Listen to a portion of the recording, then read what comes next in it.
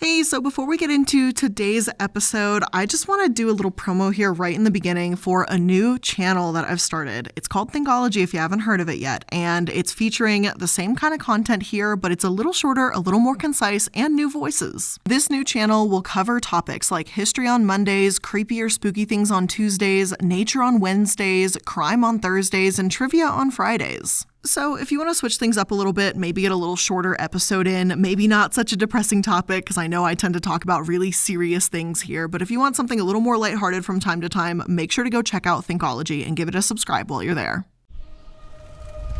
The Codex Gigas was the Devil's Book, written by a mysterious writer with an eerie drawing halfway through. And on today's episode, we are also going to be discussing another mysterious manuscript known as the Voynich Manuscript. Written centuries ago, no one, and I mean no one, has ever learned what this book says. Is there any hope of understanding it at all, or will this book forever be unknown and unsolved? So, hello and welcome to Prism of the Past, a semi-weekly series about historical events, people, and situations, from the fascinating to the forgotten.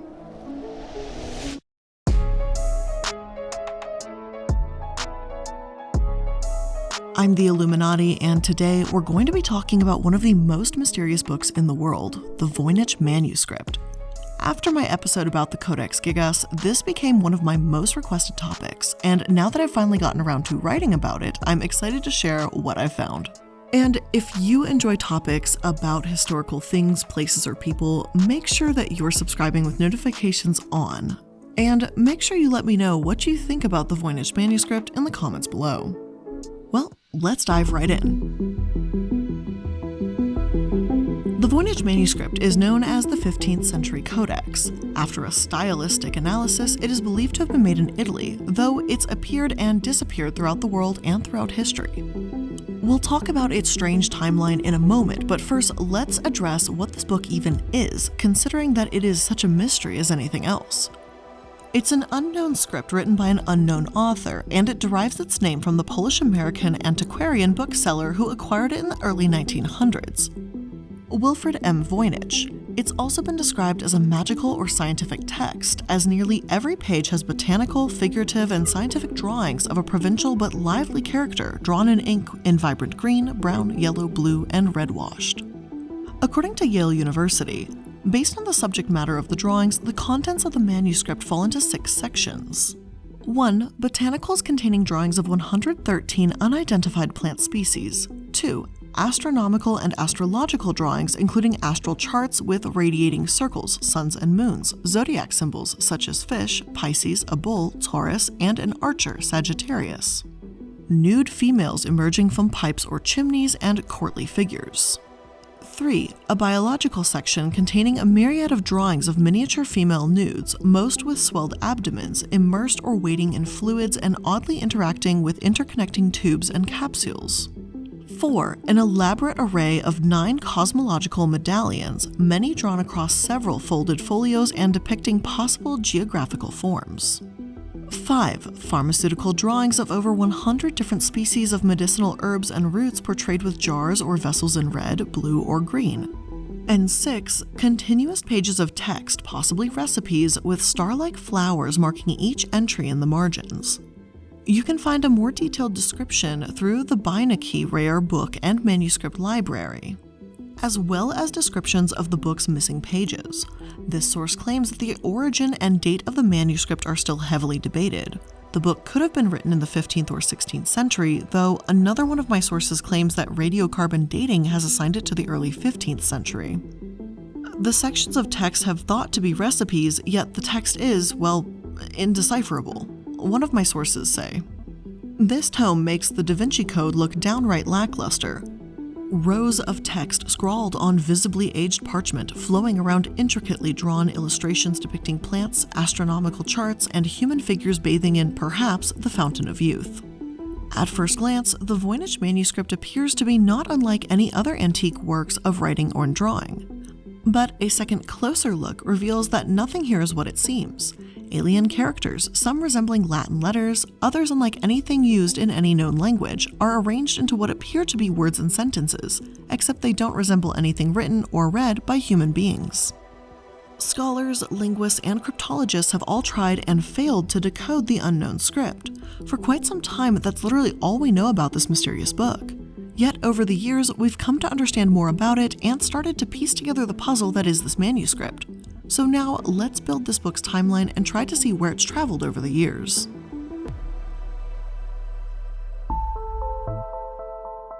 There are a few prime suspects for who wrote the book. Two 13th century authors, Albertus Magnus and Roger Bacon, stood out to Wilfrid Voynich as the first potential authors back in the 1920s.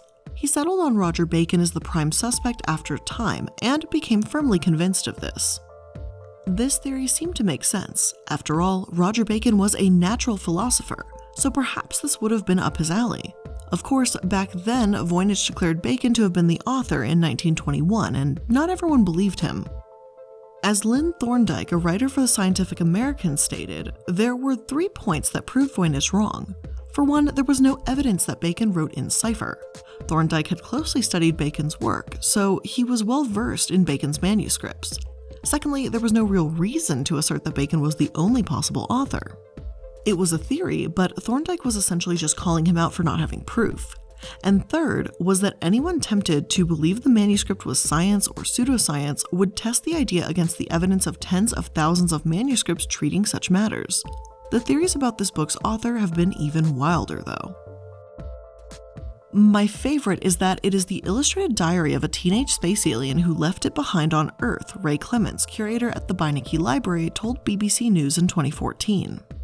Voynichologists have argued that the text's roots lie in tongues ranging from Old Cornish and Old Turkish to the Aztec language of Nahuatl.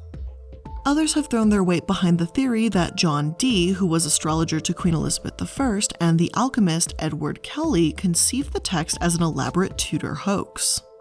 Radiocarbon dating disproved these theories, though. The book was written around 1404 to 1438, 100 years or so before the Elizabethan bigwigs were in their pomp and over a century after Bacon died.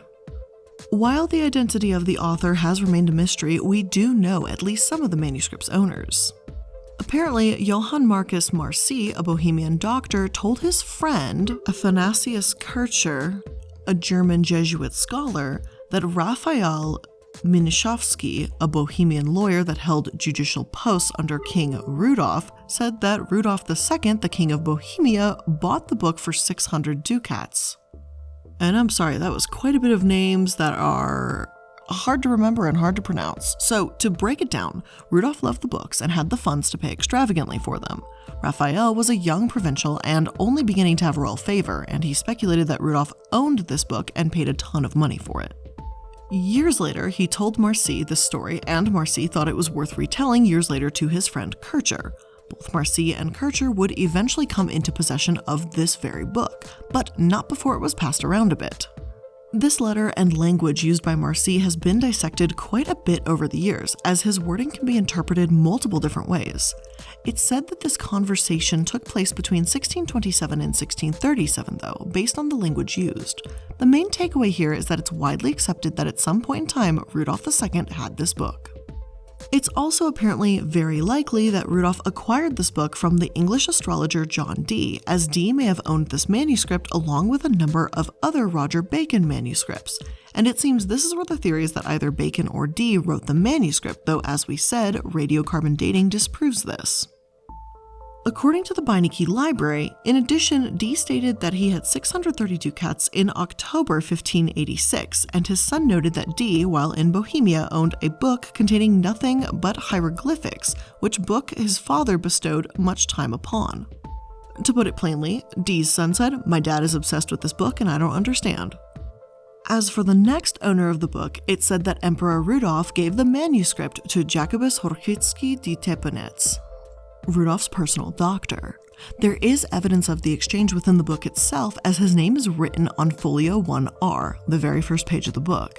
It's so faded that his name is actually only visible through UV light. Along with Jacobit's name, there's a small cipher table on that page, proving that people were trying to decode this book centuries ago, and it still stumped us all. It's possible that an alchemist named George made this cipher table as well. And we know he's become one of the earliest confirmed owners of the manuscript because of the massive paper trail he left behind while discussing it. George Barish seemed determined to solve the riddle of this book. He pleaded with Kircher to try his hand at the book, believing Kircher had unmatched intellect, and referred to the book as a sphinx that was impossible to solve. And for some time, people believed that Kircher was silent on the topic and didn't respond to those requests. However, Czech historian Josef Smolka's discovery in the early 2000s changed that. So, Kircher didn't seem to want to help Barish because of his distaste in alchemy and implied that he had better things to do. Marci and Kircher also spoke of the book, and about 37 letters between the two of them have been preserved, dating from 1640 to 1665. Marci tried to persuade Kircher to take a look, vouching for Barish's good intentions. The reason why he had to do this was because Kircher had been pranked before and made to look like a fool for solving codes in the past. His competitor, Andreas Müller, had sent him a fake manuscript, and according to an article in the Journal of Voynich Studies, once Kircher solved the mysterious text, Müller went with the story public and made Kircher ridiculous. Another similar sample on another occasion actually failed to fool Kircher, allegedly again written in Chinese characters on silk paper. He discovered in the mirror that the letters were nothing but the set of Roman numerals written backwards. That sounds silly, but the information is rather vague. Apparently even this was originated by Müller, who was an expert on Chinese symbols and probably wanted to show how little Kircher knew about it. Again, it seems to be just like a practical joke, intended not so much to fool Kircher, but to entertain Müller himself. The third story is that some young rascals buried stones that they carved in various shapes in the place where a new house was built. Kircher acknowledged the authenticity of stones and explained what the different pictures should mean, which was of course sheer nonsense. These stories seem outlandish, and even the author of this article says as much. They may have been exaggerated over the years, or there could have been some truth to them. Even if he was only tricked privately with a fake manuscript by Müller, it would explain his hesitancy to decode yet another mysterious book by someone he didn't really trust. Yet, joke or not, Barish would never live to see the manuscript decoded, and he passed away and donated the book to Marci. Eventually, though, it landed in Kircher's hands, and from that point on, though, any record of the manuscript ceased. Maybe Kircher did try to solve it, or maybe his distrust of alchemy kept him from ever cracking it open and taking a look. We can't know for certain. Many believe that it was stored with the rest of Kircher's correspondence in the library of Collegio Romano, collecting dust before it would resurface once again years later. And before we continue on to discuss the rediscovery of the Voynich manuscript, let's take a quick moment to thank today's sponsor. You've got back-to-back meetings, errands to run, and chores to take care of. What's the secret to cleaning your to-do list out? Well, maybe it's a little help from DoorDash. You can get dinner, household essentials, and everything you need on your grocery list delivered. Get what you want to eat right now and right to your door. And along with all the restaurants you love, DoorDash now even offers grocery delivery services and other essential items, all delivered with DoorDash. You can get drinks, snacks, and other household items delivered in under an hour. So whether you need a smoothie in the middle of the day, ice cream in the middle of the night, or maybe you forgot that one important ingredient while you were doing shopping, DoorDash has your back. And with over 300 partners, you can support your favorite neighborhood go-tos or choose from one of the national chains available. So for a limited time, our listeners can get 25% off and zero delivery fees on their first order of $15 or more when you download the DoorDash app and enter code PRISM. That's 25% off up to a $10 value and $0 delivery fees on your first order when you download the DoorDash app in the App Store and enter code PRISM. Don't forget, that's code PRISM, 25% off your first order with DoorDash. Subject to change and terms apply.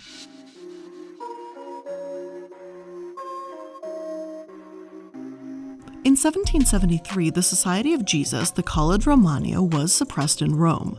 Numerous books were taken from the famous library of the main college, where the Voynich manuscript was believed to be stored. Decades later, in 1814, the society was restored, and between 1824 and 1870, the manuscripts were gradually retrieved and a large number of them were rebound with new covers. It's almost certain the Voynich manuscript was one of these. By 1870, they were suppressed again as the city of Rome was captured by Vittorio Emanuele II's troops. In 1873, the main part of the library was confiscated, though 3 collections escaped confiscation. All three influenced manuscripts that used to belong to Kircher. In 1903, the Jesuits decided to sell the above-mentioned collection of classical and humanist books and manuscripts that originated from the library of the Collegium Romanum into the Vatican. The catalog of the material for sale, written in 1903, is still preserved in the archives of the Vatican Library. The sale, which included the Voynich Manuscript, was only completed in 1912. By this time, the book dealer Wilfrid Voynich had entered the stage. Voynich had a connection with Joseph Strickland, an ex-alumnus of the Noble Collegio Mondragon, who was associated with the college and working in Florence. Though I'm not sure how they met, and my sources say that information is still unknown, Voynich bought the manuscript that would become the Voynich Manuscript from him in 1912. It's evident that he became obsessed with the book, attempting to find someone to solve it for about 7 years before he came across University of Pennsylvania philosophy professor William Newbold. In 1921, the two of them delivered lectures on the manuscript, calling it the Roger Bacon cipher manuscript, and claiming that it was discovered in a castle in southern Europe. Voynich didn't get to spread his theories very long though, as Wilfrid Voynich passed away in 1930, passing the manuscripts on to his wife Ethel. And you may have actually heard of her, as Ethel Voynich was a very successful author back in the day. Her book Gadfly gained cult status in the USSR and China, selling millions of copies, and 2 movie adaptations were made. Her novel, which takes place in 1840, sharply criticizes the Catholic Church's active opposition to the movement for a united Italy. However, and depressingly, the book actually holds a lot of racist sentiments towards South Americans and Black people. Racism affects the portrayal of women of color in this novel as well, though critics rarely draw attention to these aspects. Her book seemed to gain popularity because of its unashamed atheism, which was so unusual for its time as opposed to advocating for genuine equality. Either way, Ethel was the one in charge of the Voynich manuscript after her husband passed away. When Ethel died later in 1960, it was left to Anne Nill, who had once managed Wilfrid's New York book business. The two women had been close, so naturally Ethel entrusted it to her. About a year later, Ethel found a buyer, Hans Peter Krauss, a Viennese bookseller. Krauss purchased the Voynich manuscript for $24,500, and Anne Nill tragically passed away only 3 months later, in September of that year, 1961. Throughout this time, the manuscript was primarily kept in a bank vault in New York. In 1976, a first microfilm copy of the manuscript was made on request of Stephen Skinner. Printouts of this microfilm, known as copyflow, could be ordered from the Bohemia library, which was used by many people interested in the manuscript over the next few decades. The manuscript was digitized in color in 2004, and the result was made freely available on the Bohemia library website. A second digitization was made in 2014. From the 10th of November 2014 to the 26th of February 2015, the manuscript was on public display for the first time since Voynich's lifetime. At the occasion of this event, it was announced that Yale would publish an affordable photo facsimile of the manuscript, while in parallel, the extensive facsimile edition of the manuscript would be produced by an expert company. I think it's fantastic that the book is so easily available these days, just as the Koraskiegas is online. This is especially significant because it allows other people to try and solve the mystery of the Voynich manuscript, or to simply admire the illustrations. If that is something you'd like to do, I highly recommend heading over to the Yale University website, and again, that will be linked in my sources. Now that we know what the book is and its history, let's finally take a look at my favorite part, the theories. I'll get some of the most ludicrous out of the way. Aliens. Because it contains a language that can't be found anywhere else on the planet and star charts that are unknown, it leads people to believe that aliens may have created the manuscript. The thing is, while this manuscript is incredibly baffling and you and I might find it odd that someone would write an entire indecipherable book, codes were incredibly common back then. In the 16th century, Italian cryptographer Giovanni Battista Bellasso recognized the power of using multiple alphabets to encrypt messages, and according to my source, to use the cipher, you use a keyword previously agreed between the sender and recipient. We write this keyword out as many times as needed above our message as below. We have used ROMVLVS. To encipher each letter, we look at the alphabet and labeled with each letter of the keyword of Belasso's chart above, and then write down the letter that sits above or below that character. The encoded message was then QMUNMTCPIIIALQSDAYM. Note that different letters in the original message can be encrypted as the same cipher letter, a good way to confuse anyone intercepting the message. A 1379 collection of Vatican ciphers also proved how difficult these things could be to crack. Some special cipher shapes were code for nothing at all and had been added into the ciphertext specifically to try and misdirect codebreakers. Remember Raphael Minkowski, the lawyer and writer who held judicial positions under Rudolf II that I mentioned a little bit ago? Well, he widely claimed to have created a cryptograph that was undecipherable. One theory says that he created the Voynich Manuscript to showcase his work, and that he told it to the Holy Roman Emperor, and that's how Rudolf was in possession of it in the first place. Sources say it seems unlikely he would go through these lengths to showcase a cipher, and it's more likely he'd write a single-page document rather than a 240-page book. Even so, I found this theory particularly interesting when you consider that Raphael does, at the very least, have connections within that time period. It seems more possible than aliens anyway. One scholar claims that an Italian Jew wrote the manuscript as one of the illustrations looks like a Jewish communal bath. Then, in 2019, an academic made the explosive claim that he had succeeded where everyone failed and decoded the manuscript. I experienced a series of eureka moments whilst deciphering the code, said University of Bristol Honorary Research Associate Dr. Gerard Cheshire. He claimed, "What it reveals is even more amazing than the myths and fantasies it has generated." For example, the manuscript was compiled by Dominican nuns as a source of reference for Maria of Castile, Queen of Aragon, who happens to have a great-aunt of Catherine of Aragon. It is also no exaggeration to say this work represents one of the most important developments to date in Romance linguistics.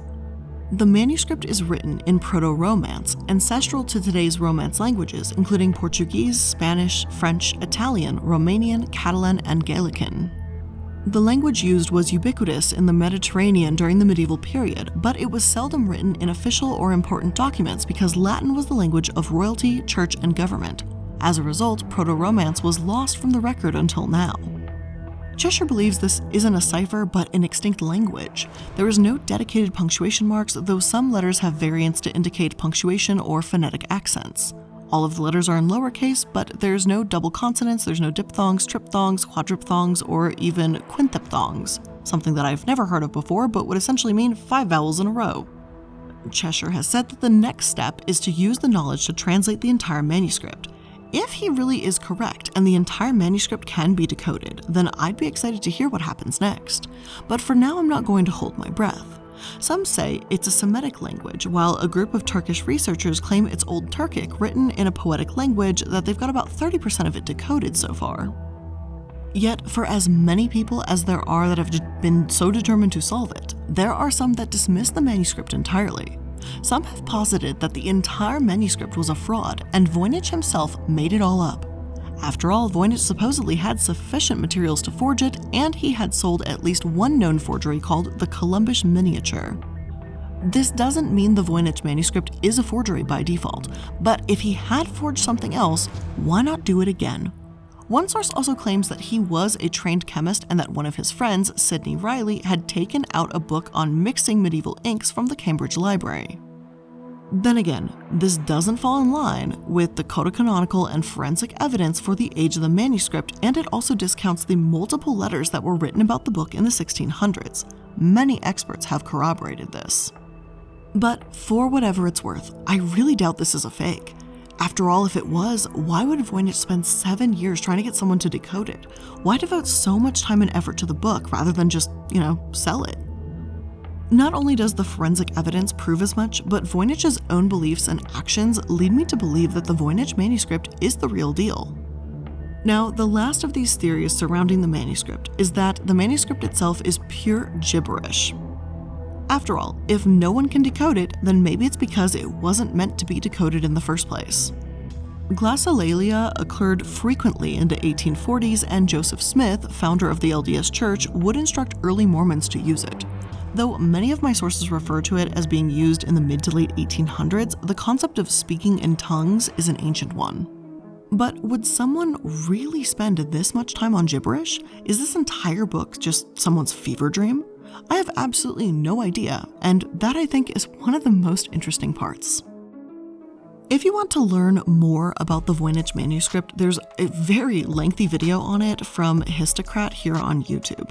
I found their video toward the end of my research, and I really appreciate their historical take on the matter. Some of it discusses other pieces of context and things that I may not have covered in today's episode, but all the more, I find it very, very interesting. Today, I largely wanted to focus on just the book itself and discuss what makes it the most mysterious book in the world. But with that being said, that is where I'm going to end today's episode of Prism of the Past. I hope you enjoyed it, and if you did, make sure you're liking, following, and subscribing so that you can stay up to date on all the latest episodes. I appreciate you taking some time out of your day to hang out with me and learn about this new manuscript, and I hope you enjoyed it. So thank you so much, and I'll see you in the next one.